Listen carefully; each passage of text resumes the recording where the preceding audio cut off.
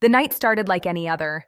We had just finished dinner, nothing fancy, just a quiet meal that was supposed to feel normal, comforting, routine.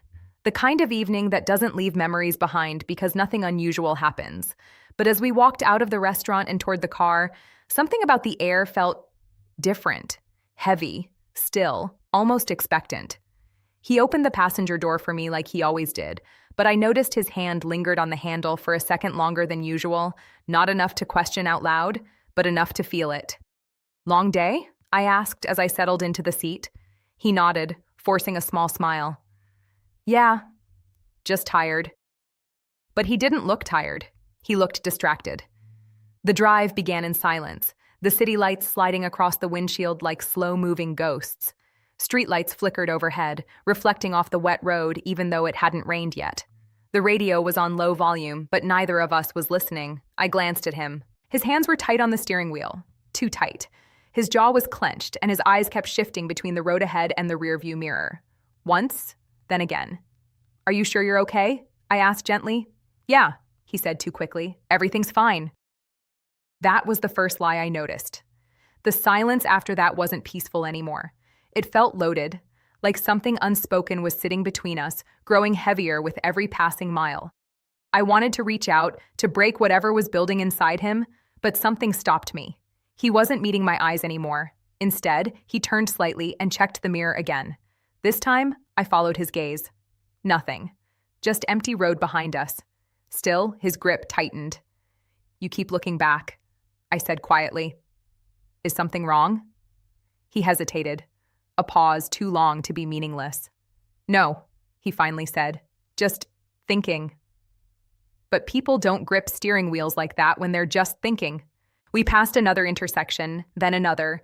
The city slowly began to fade behind us, replaced by quieter streets and darker stretches of road.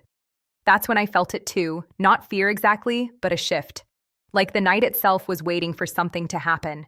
He turned the radio off completely. The sudden silence made my heartbeat sound louder, and then I noticed it. The way he exhaled, slow, controlled, like he was holding something inside him that was trying to break free. I leaned back in my seat, watching the road ahead, but my thoughts weren't on where we were going anymore. They were on him, because somewhere between dinner and this quiet drive home, something had changed. And I had no idea what it was yet, but I could feel it coming. The road ahead grew quieter as we left the brighter parts of the city behind.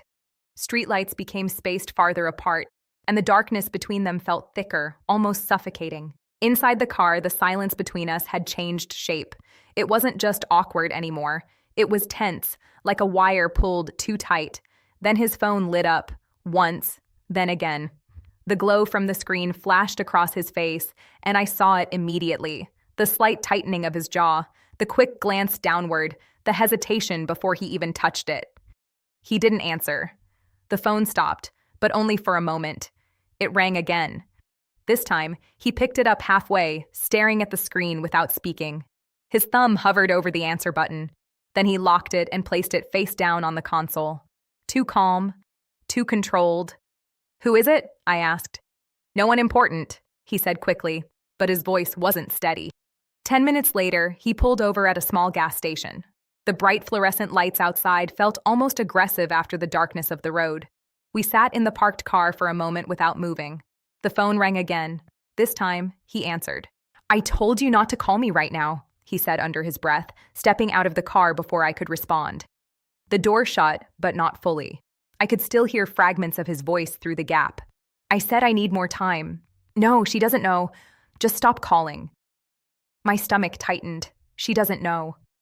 I sat frozen, the words repeated in my head like an echo that wouldn't fade. I couldn't hear the rest of the conversation clearly, but his tone had changed completely. No longer calm, but urgent, defensive, almost afraid. A few seconds later, he ended the call and stood outside the car for a moment, staring into the distance like he was checking if someone was watching him. Then he returned. He didn't meet my eyes. "Everything okay?" I asked carefully. "Yeah," he said again, but this time it sounded weaker. We continued driving, but something had shifted permanently. The air inside the car felt colder now, even though nothing physical had changed. I kept replaying those few words in my mind, trying to make them harmless, trying to give them a normal meaning. But there wasn't one. He gripped the steering wheel again, tighter than before, and I realized something terrifying. It wasn't just the phone call he was hiding from me, it was the reason behind it. The car moved forward, but nothing about the drive felt normal anymore. The road was emptier now, long stretches of darkness broken only by the weak glow of distant headlights. Inside the car, even the engine sounded different, louder, heavier, like it was carrying the weight of whatever was sitting between us. He hadn't said a word since we left the gas station. Neither had I. But silence was no longer peaceful. It was pressure building inside a closed space. I kept replaying the phone call in my mind. She doesn't know. Those words refused to leave me alone. Finally, I couldn't hold it anymore. Who doesn't know? I asked quietly. His hands tightened around the steering wheel. For a moment, I thought he wouldn't answer at all. The road ahead stayed steady, but I could feel his breath change, slightly uneven, controlled, forced. Then he spoke. There are things I should have told you earlier. My chest tightened. Things about what? He exhaled slowly, like he had been holding that breath for days, maybe weeks. About my past, he said, and about something that's not over yet. The words hit differently now. He wasn't avoiding it anymore. He was choosing to open it. I turned slightly in my seat. What kind of not over yet? He glanced at me for the first time since the call. His eyes looked tired, but also afraid. There's someone connected to me, he said carefully. Someone I thought I left behind a long time ago. A cold feeling spread through my chest. Left behind how? His jaw tightened again. I didn't handle things the right way. I made a mistake, and I walked away thinking time would fix it. The car passed under a flickering streetlight, and for a second his face disappeared into shadow, but his voice didn't. And it didn't, he continued. Now it's catching up to me. I felt my stomach drop. Is this why you've been acting strange tonight? I asked. He didn't answer immediately. That silence was enough. I leaned back slowly, suddenly unsure of everything I thought I knew about him. The man beside me still looked familiar, still sounded like the person I married, but something underneath him had shifted. Or maybe it had always been there, and I just hadn't seen it. What did you do? I asked, my voice barely steady. His grip on the wheel tightened again. And in that moment, I realized the truth wasn't just coming. It was already in the car with us. The moment I asked, what did you do? The air inside the car changed. He didn't answer right away. Instead, he stared straight ahead, as if the road itself could give him permission to speak. The silence stretched longer than it should have, heavy enough that I could hear my own breathing growing uneven. Then the headlights appeared behind us. At first, it looked normal, just another car on the same road. But within seconds, I noticed something unsettling. It didn't pass. It stayed behind us. My husband noticed too. His shoulders stiffened almost instantly. Just stay calm, he said quietly. Stay calm, I repeated. Why is that car following us? He didn't respond. Instead, he pressed slightly harder on the accelerator. The car behind us matched the speed. My heart began to race. That's not normal, I whispered. I know, he said under his breath. That was all he said.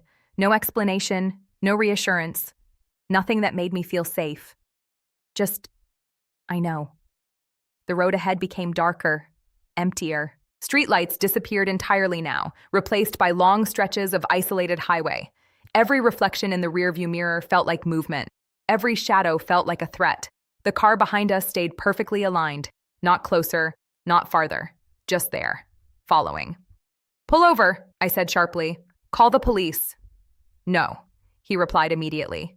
That single word made my blood run cold. I turned toward him. What do you mean, no? Someone is literally following us. His jaw tightened, and for the first time that night, his control cracked slightly. This is connected to what I told you, he admitted.